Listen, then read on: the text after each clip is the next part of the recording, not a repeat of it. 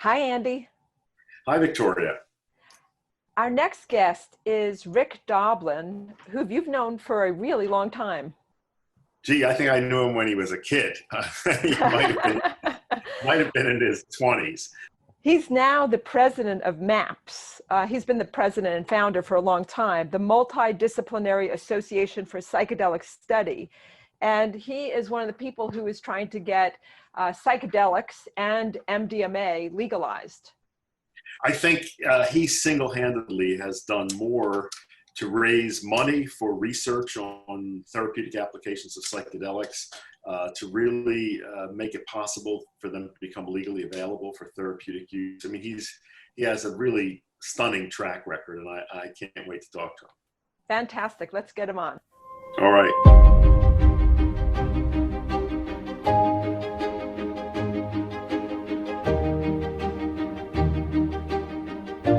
I'm delighted to introduce Dr. Rick Doblin, who's the founder and executive director of the Multidisciplinary Association for Psychedelic Studies, also known as MAPS.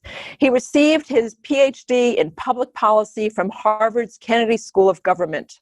Rick's goal has been to develop legal context for the beneficial use of psychedelics and marijuana, primarily as prescription medicines, but also for personal growth for otherwise healthy people, and eventually to become a legally licensed psychedelic therapist.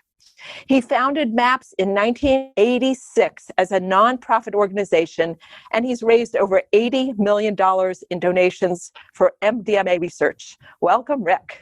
Yeah, thank you. We've just raised a bunch more. So actually, we've raised over 100 million now, but it's not just for MDMA. It's for other psychedelic research and cannabis research and some public education and stuff. But yeah, we were shocked when we looked at, we have raised over $100 million, all donations without strings attached. So Rick, I must say that when we're all done with the podcast, I would like a lesson in fundraising from you. Well, it has to do with collaborations. Yes.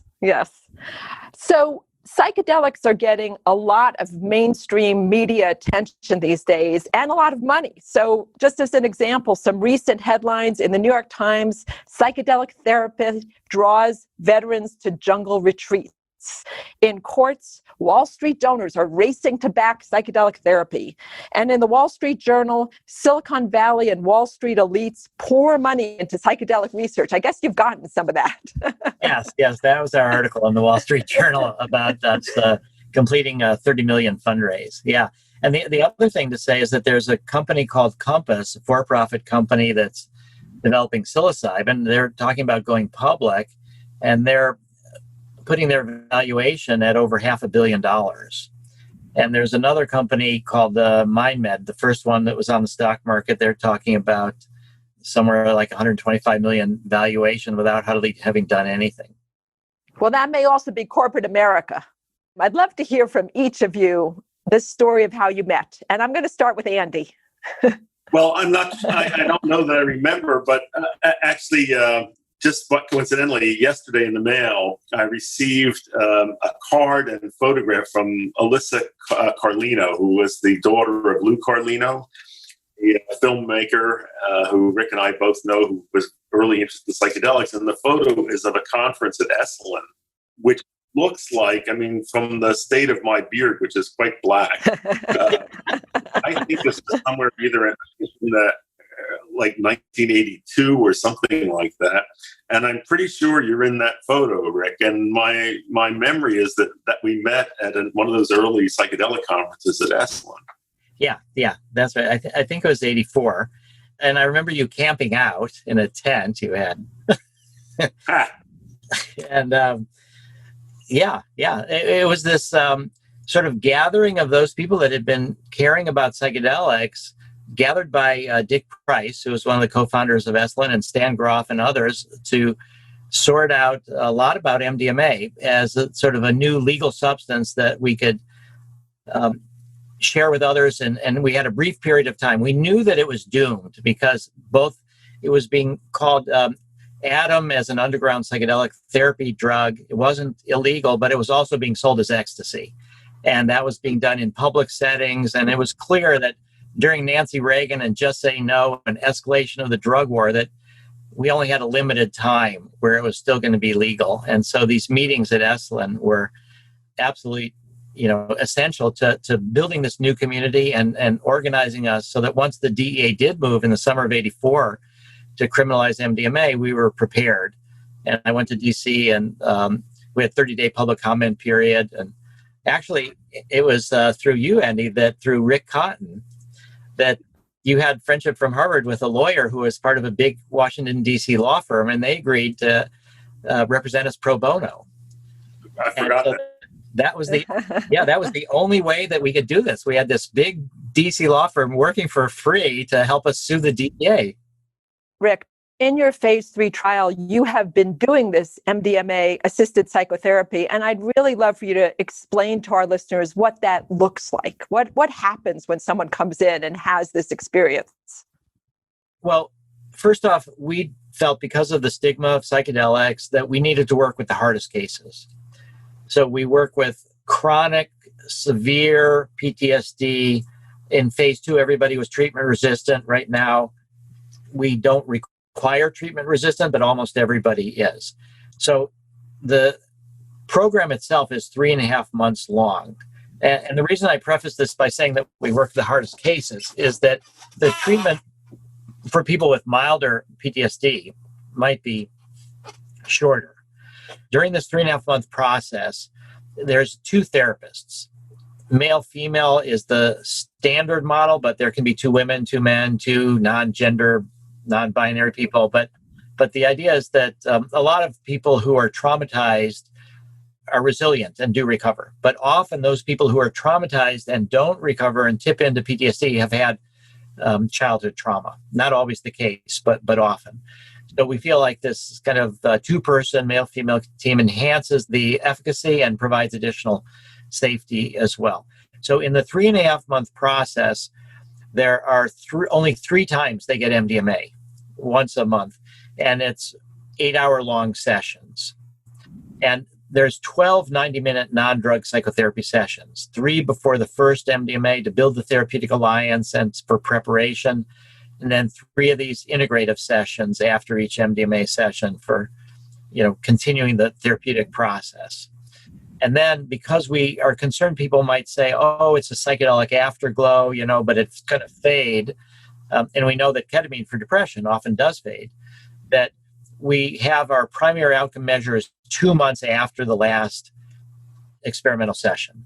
And then we also do a 12-month follow-up, which is more for insurance companies to try to demonstrate that it's durable and to look at healthcare utilization, things like that. So the treatment manual that we have up on our website, if anybody wanted to look at our treatment method, we've manualized it. And so you just go to the MAPS website, maps.org, and it's under research, under MDMA, the bottom of the page. But it's basically something that we've learned from Stan Groff, who's our mentor. It's very similar to the approach with LSD therapy. And the idea is that there's nothing really structured during these 8 hours. It's not like at hour 1, you have to talk about your trauma. At hour 2, you have to talk about your family. We believe that there's this inner healing mechanism.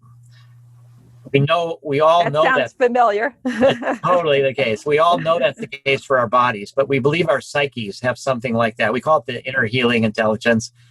You could say it's a hypothesis, but what it means is that we call our therapy inner-directed therapy. We don't use the word guide. We're not the guide. We don't know the territory. We don't know the memories. We don't know the experiences that people have had. So we have this trust that what emerges is in some sort of an order that the people need, that this brings to the surface and that they can handle it. And so it's the opposite of trying to suppress symptoms that a lot of psychiatric medicines do. So when people have memories of trauma, often if it's too painful, it comes through the body. So this is a very like mind-body treatment. And then as you work to let it exaggerate or to let it really open to it, a lot of times body things turn into a story, and then the story will turn into emotional release or shaking or fear or things like that. We do have this belief that from our perspective from therapy, let's say somebody recovers a memory of childhood sexual abuse. Whether it really happened or not, whether it's symbolic or something else, doesn't seem, it's not our primary concern. Our primary concern is helping that to be expressed and experienced. So it's actually, maybe people think that because MDMA has been called ecstasy, that you take it in a therapeutic setting and all of a sudden you feel great and your problems are all gone. And it's not that way at all. Many of our subjects have said, I don't know why they call this ecstasy. Because they're shaking, they're crying, they're struggling with things that have been difficult, that have been, they haven't wanted to recognize, and that they've never really been able to fully process. So I think a good way for people to understand it, it's like grief. You can hold in grief for a very long time. If you can release it, then you can move through it. Stan has said something that I think is very wise. He said, the full expression of an emotion is the funeral pyre of that emotion. That everything changes. And if you can fully express it, it will move to something else. So if you feel like you're trapped in eternity, in hell, in this kind of horrific situation, the solution is not to run away from it. It's just to accept that. And then if you fully accept it, then something will change. So there's a fundamental difference between the work with classic psychedelics, like with LSD or psilocybin, and the work with MDMA. So we play music. We have people with eye shades on and headphones on. And for MDMA, around half the time, half the 8 hours, people are having their own inner imaginal experiences. And it's very metaphorical. It's just incredible, the stories that are wrapped up in these healing processes of what they're experiencing. And around half the time, people are having these kind of inner experiences with their eyes closed and listening to the music. The other half of the time, they're speaking to the therapists. With LSD or psilocybin, it's more like, 80, 90% of the time, they're having an internal experience, and they're then speaking with the therapist. Now, we also know that with the LSD and psilocybin research, it's been widely reported in multiple different studies, starting in the 60s and the current studies, that there seems to be a correlation between the depth of the mystical experience of this unit of experience being part of something bigger, being part of this whole, and therapeutic outcomes. And we use the same questionnaire, the mystical experience questionnaire, in our MDMA research. And what we have discovered is people score surprisingly high on the mystical experience questionnaire, but there's no correlation between the depth of the mystical experience and healing from PTSD. So what we do is we just support people as whatever is emerging. I mean, a lot of times the therapists are sort of sitting there meditating, but not with their eyes closed. They're trying to look at body signals and body language, and is the person open to it or not? Whatever's happening, how they're dealing. They'll check in every 45 minutes or an hour just to see how the person is doing. But so there's a lot of this inner work, and then a lot of this dialogue with the therapists. Rick referred to the classical psychedelics, LSD and psilocybin, and many people would say that MDMA is not a classical psychedelic. It's chemically related to one family of psychedelics, the phenethylamines, but it's a unique agent. And it's been called an empathogen because of this remarkable potential to create empathy between people and to put people in touch with feelings. And I wonder how you feel about that, Rick. How would you define it? Yeah. Well, the word psychedelic was developed to mean mind manifesting. So, when you run a nonprofit too, you don't want to limit yourself by definition. So we have the broadest definition of psychedelic. I fully agree that MDMA is not like a classic psychedelic. One way to understand it is actually in 1953, the U.S. Army Chemical Warfare Service, looking for mind control drugs, tested 8 drugs for toxicity. And on one side was mescaline, and the other was methamphetamine, and MDMA was in the middle. So mescaline is the drug that's the classic psychedelic that's most like MDMA. And so it's different from methamphetamine in that you get the alerting properties of methamphetamine, but you can sit still, you can meditate, and it's got some of the flow into consciousness, the mind manifesting properties of mescaline, but it doesn't have much in the way of classic ego dissolution or visualizations. So I think that empathogen and tactogen those words were developed when we were trying to, sue the DEA and block them from criminalizing it and trying to say that it was a different class. It wasn't a real psychedelic, and therefore it shouldn't be seen that way. But I think those are good words, entactogen and pathogen. But I like to define psychedelic as its original meaning, mind manifesting, and holotropic breathwork or breathwork exercises can be psychedelic. Meditation can be psychedelic in certain ways. So I don't think it's that crucial to quibble on the terminology, but I don't like hallucinogen and I don't like entheogen. Entheogen is too positive, hallucinogen is too negative. Psychedelic is more neutral, but it's got all this kind of cultural baggage, but the cultural baggage has mostly been falling away. Andy, you have often talked about the great importance of set and setting when somebody takes any kind of medication, actually. What do you think about the set and setting that Rick just described for this therapeutic use of MDMA?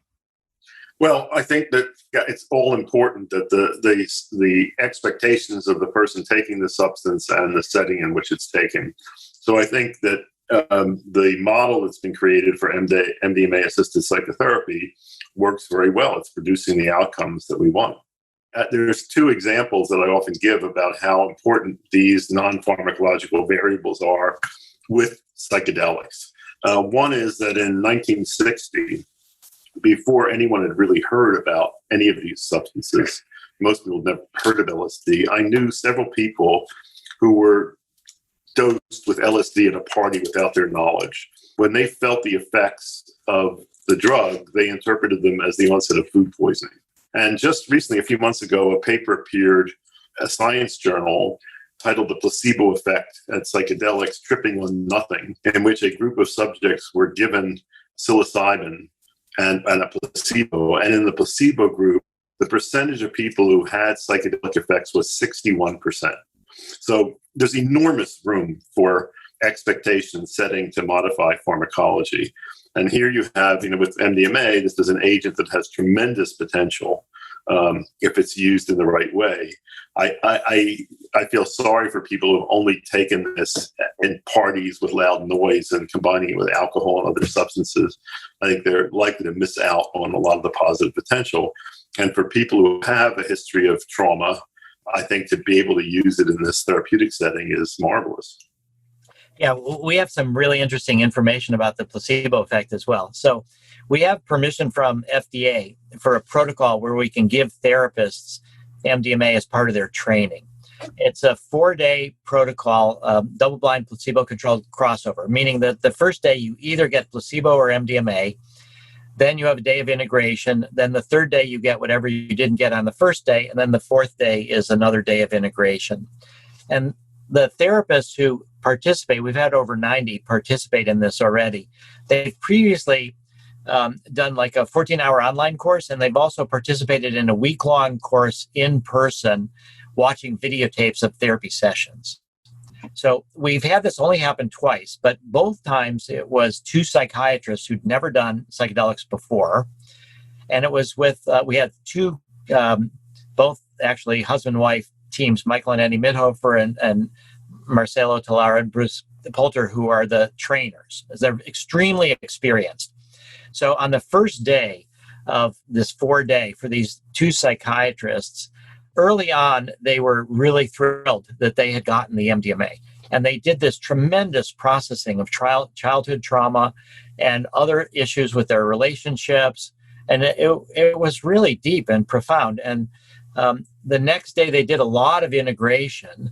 And we do ask the therapists and patients to guess what they think they got. And so they all said that they had gotten the MDMA.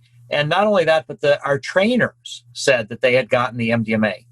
And then on the third day, when they were all expecting to get a placebo, it turned out that that was the MDMA. One of the psychiatrists was so shocked that he was wrong like that he couldn't speak for about 3 hours. And what they both said afterwards, though, is that watching all the videotapes of the therapy sessions and knowing what MDMA did and being hungry for that kind of healing, that they were able to will themselves into a state that was like that. But they also said that the actual MDMA was deeper, more profound, and they were able to do even deeper work with it. so that they could see that you can will yourself into this in a very deep and profound way. It's shocking, but it doesn't mean that the drug does nothing. No, of course. As this psychedelic renaissance unfolds, I think a critical need is that we need people who are trained to be guides, whether they call them therapists or guides. And, I'm pleased to see, I think MAPS is one of the organizations that's offering trainings of this sort, but there's going to be a tremendous need for people who are trained in and also have personal experience with these substances and know how to work with setting to get the maximum benefit. Yeah, because the treatment is not the drug. You could take MDMA and end up worse off, particularly if you try to take it in a setting where difficult emotion comes up, you try to stuff the feelings down, and you could be worse off for months or years afterwards. So one of the key scaling factors is training therapists. And our current model, what we're hoping to do is by 2030 have trained 20,000 therapists. Well, I'm going to say this is an area we should partner, because a lot of our trainees in integrative medicine are really interested in developing skills along these lines. And we have been very much pioneers in developing online trainings that can scale.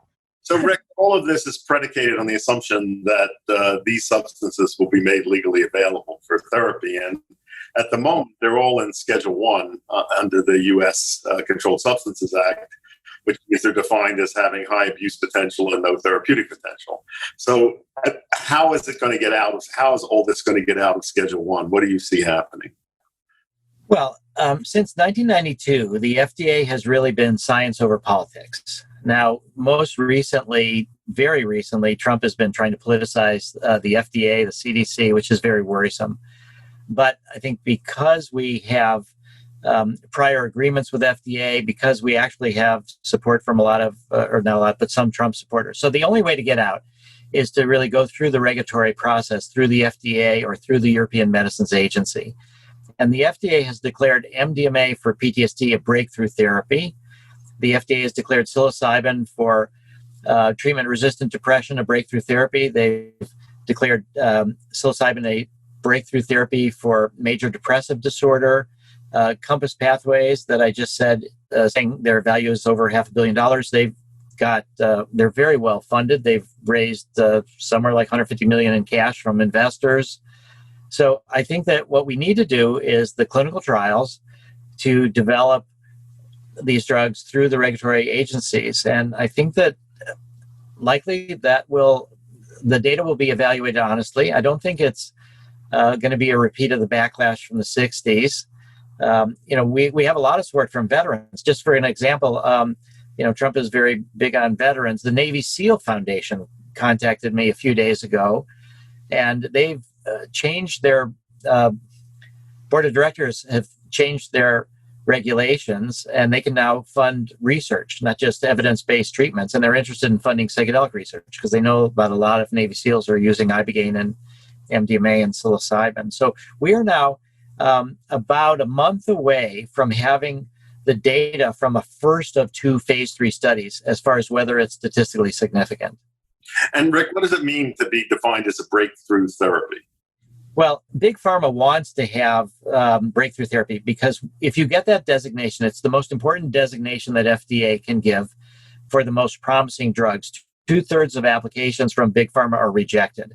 What it means is you get more meetings and shorter timelines are placed on the review process for going through the regulatory system, and that they are almost partnering with you to try to help you succeed. Now, the FDA has only declared 2 drugs, breakthrough drugs for PTSD.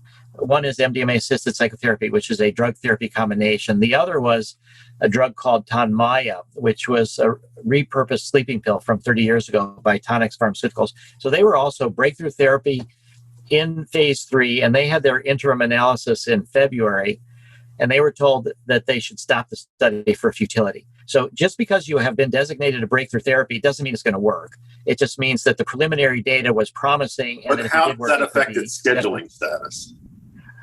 Well, if we get the FDA to say that there is safe and effective use of MDMA-assisted psychotherapy for PTSD, the DEA must reschedule. Now, the FDA Controlled Substances staff and the DEA have a series of meetings along with the sponsor providing what's called an 8-factor analysis of abuse liability. And they'll come up with a recommendation for what schedule it should be in. But it will either go to Schedule 2, Schedule 3, or even potentially Schedule 4. But it will always be scheduled. And one of the things that I think makes it easy on the FDA and the DEA is that the drug is not the treatment. It's drug-assisted psychotherapy. So it's only going to be administered by trained therapists only under direct supervision. So it's never a take-home medicine. It's not like here's 5 doses of MDMA, take home and you do it with your friends or whatever. So I think the rescheduling will take place. If FDA says yes, the DEA must reschedule. The other thing is that states have to reschedule as well. So 25 states in America automatically reschedule if FDA and DEA do. But the other 25 states, like California, requires a separate bill from the state legislature before it can be prescribed. And most of the other 25 states are the Board of Pharmacy or some other regulatory agency like that. Very few actually require a new bill.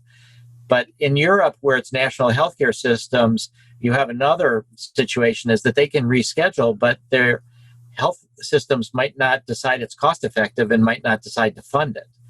So in the US, the whether it's fundable, whether insurance companies will cover it is independent of the scheduling decisions. In Europe, it's a little bit more connected, but still you can get it rescheduled and they just won't cover it and you'll have self-pay people in. Body of Wonder is produced by the Andrew Weil Center for Integrative Medicine at the University of Arizona, internationally recognized for innovative health and wellness programs, evidence-based research, and clinical standards. During this unprecedented time managing the physical and emotional challenges of the coronavirus, the Andrew Weil Center is here to support you. The center offers listeners a wide range of free resources to live and maintain a healthy lifestyle, including online learning, meditations, and short videos. To find out more, go to azcim.org/podcast. That's azcim.org/podcast. Now, I got to take you back to something you said earlier. You talked about people having a bad experience with the MDMA. I think it's really important as we put this out into the world, the podcast out into the world, who is likely to be harmed? Who should avoid MDMA experience? Well, I want to first off make a distinction between difficult and bad. So difficult is not always bad. So it has to do again with this set and setting. So that if you're just looking at, I want to have a party, I want to have fun, and difficult stuff comes up and your friends are there with you and you don't want to talk about anything difficult, you stuff your feelings down, you can be worse off. But the same time is if you're with friends that are willing to talk about it, then you can make a lot of progress. So as far as who should take it and who shouldn't take it, Jeffrey Lieberman, who used to be the president of the American Psychiatric Association, he's at Columbia, and one of his psychiatrists that he works with, Weil and Dr, they want to do a study with MDMA with schizophrenia.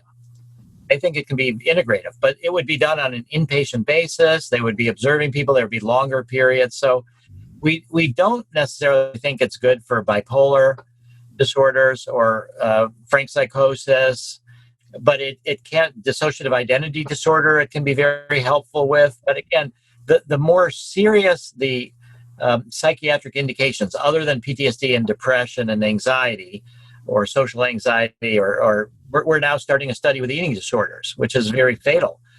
So it's more about whether people are willing to feel what emerges, and that the context is supportive.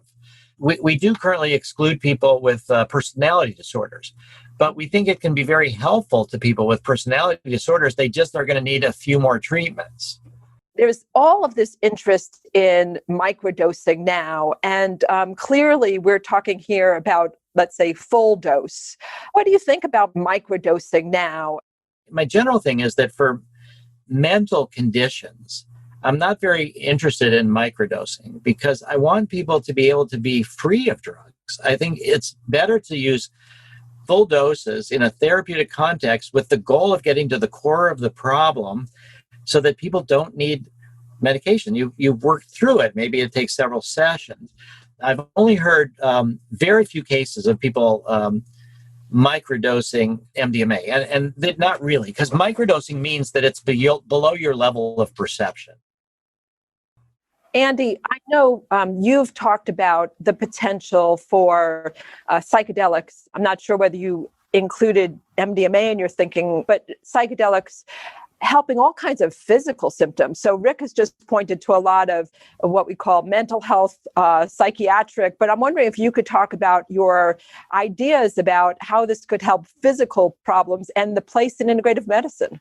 You know, Victoria, I first wrote about this in The Natural Mind in 1972, and I have written about it in many of my other books as well. I think one of the great potentials of psychedelics is that they can give you the possibility of interpreting sensations in new ways. So, for example, if you are living with chronic pain, they can give you at least a temporary experience of what it's like to not have pain. They can change allergic responsiveness. They can change immune responsiveness. So I see vast potential for them in physical medicine, for changing autoimmunity, for example, for changing all sorts of chronic conditions through changing, and this is taking advantage of the mind-body connection, which, as we know in integrative medicine, is all important and all powerful. I've recounted some of my own personal experiences with it that you've heard, but I would love if they become available for therapeutic use. I hope it will not just be in psychiatric medicine, but in general medicine, because I think there's so much possibility there. Yeah, we're working with some doctors who are interested in MDMA for fibromyalgia and also for irritable bowel syndrome. But we have this anti-patent strategy, so nobody can patent the uses of MDMA, which means making things public. And I often tell the story about, Andy, how you referred a patient to me that said that MDMA cured their rheumatoid arthritis. Yeah, and so, yeah, and so we got that story. We've posted it on our website. Now nobody can patent MDMA for rheumatoid arthritis because there's prior art. They didn't invent the idea. So I think this idea of the mind-body connection, MDMA in particular, really seems to open up the mind-body connection in a great way. But we're focusing initially on the psychiatric indications because we think they're going to be more reliably demonstratable. But, this whole thing about the placebo effect, what we just said is that one day one hopes that we will learn through meditation or through who knows what, biofeedback, how to catalyze our own placebo effect. And I think that, psychedelics can play a role in us learning how to do that. So we're just at the early stages now of trying to support these independent investigators to do this MDMA fibromyalgia study. They don't have the funding for it, but that'll be one of the first ones where we try to look at the physical illnesses. Rick, as you've studied people with PTSD, I'm guessing some of them have physical illnesses as well. Have you heard any impressive spontaneous healing stories, or have people talked about changes to their physical state? Well, yeah, some of them have had tinnitus, ringing in the ears, that has substantially diminished. Now, how that's physical, again, that's kind of a physical mental thing. Others have had traumatic brain injury, things that go down. Pain often goes down. We've had one person was in our study who was on opiates for pain, and after MDMA, he was able to get off the opiates. And he realized that it was not just for pain, it was for escapism. And there was one doctor that I worked with, and under the influence of MDMA, his arm became paralyzed.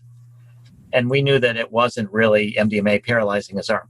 And we said, don't worry about that. We're not taking you to the hospital. You're not really paralyzed. And over the next course of a bunch of hours, what developed is that a story was that he and his mother and his siblings were at the deathbed of their father, and he was completely hooked up to all sorts of machines and wasn't really living in much of a way at all. And they had to decide whether to take him off of life support. And he was the one, because he was the doctor, they all decided to do that, and he wrote the order. And he said the problem was that he hated his father. And so this conflict was, did he kill his father or not?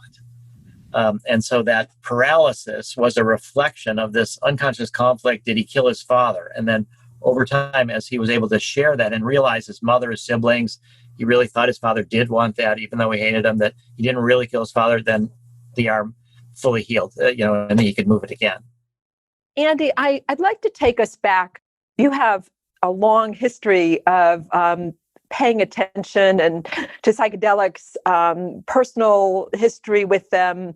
But I'm wondering if you could take us even further back in human history and talk about how psychedelics were used in ceremony, shamanic practices, the cultural significance of these medicines to our ancestors, and even what do you think that they were trying to achieve?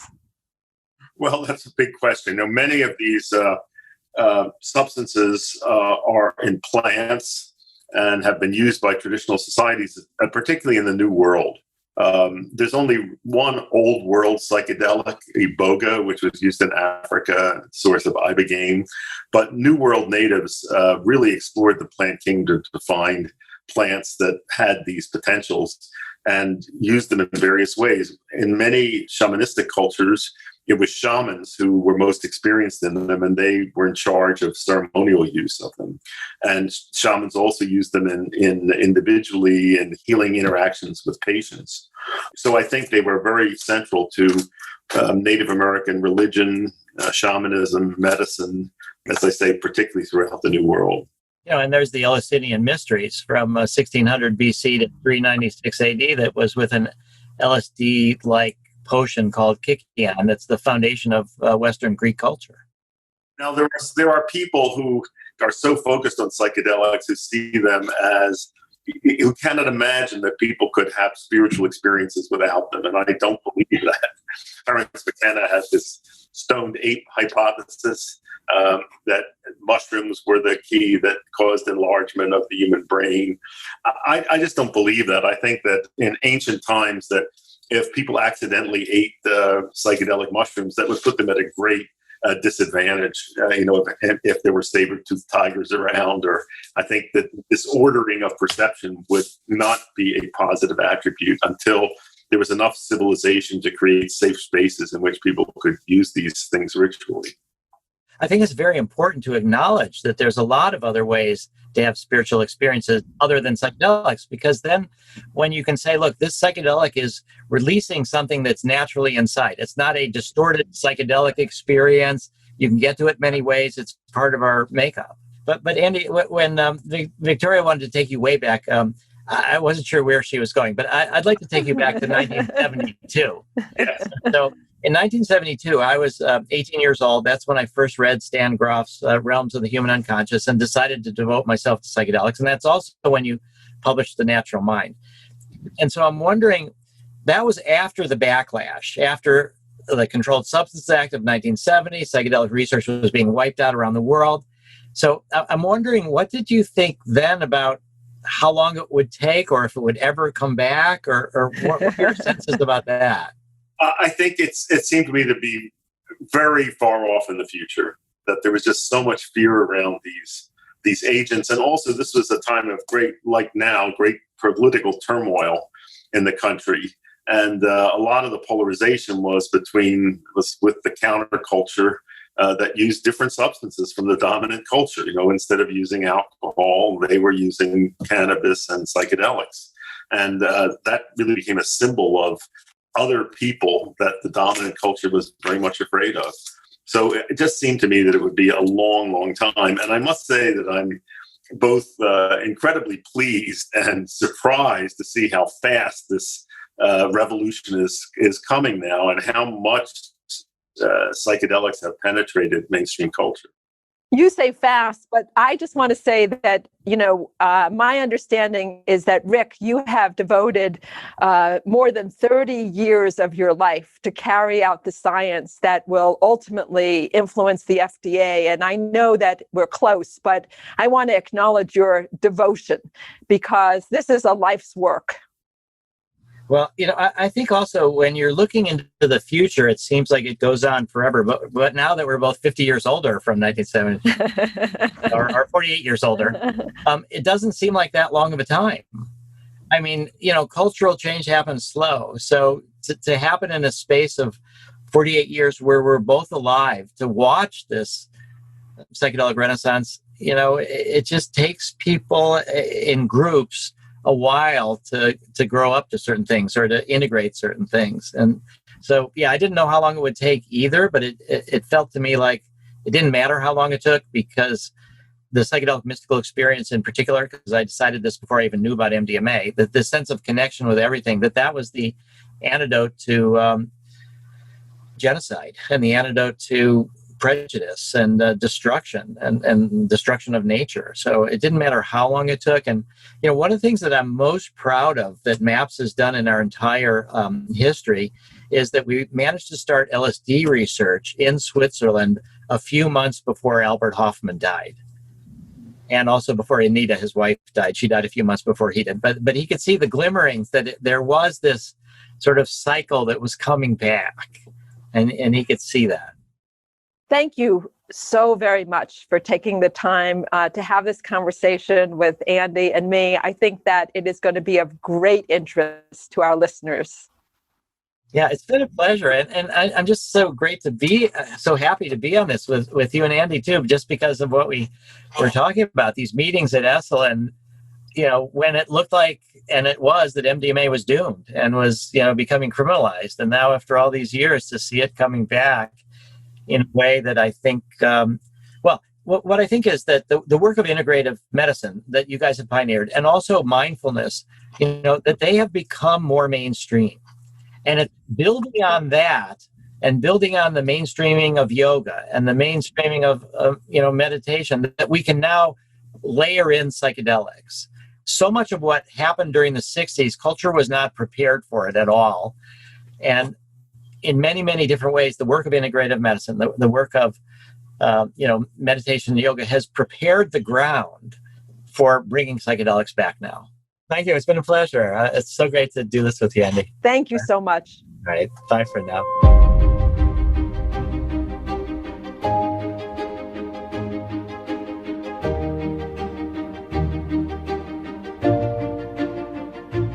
Listeners, this is Dr. Victoria Maizes. We would love for you to send us your questions for Andy, myself, or for our guests. You can call us and leave a voicemail by dialing 520-621-3950. Again, 520-621-3950. Or you can submit a question by going to our website, azcim.org/podcast. Again, azcim.org/podcast. We will review your questions and try to answer as many as possible on our programs.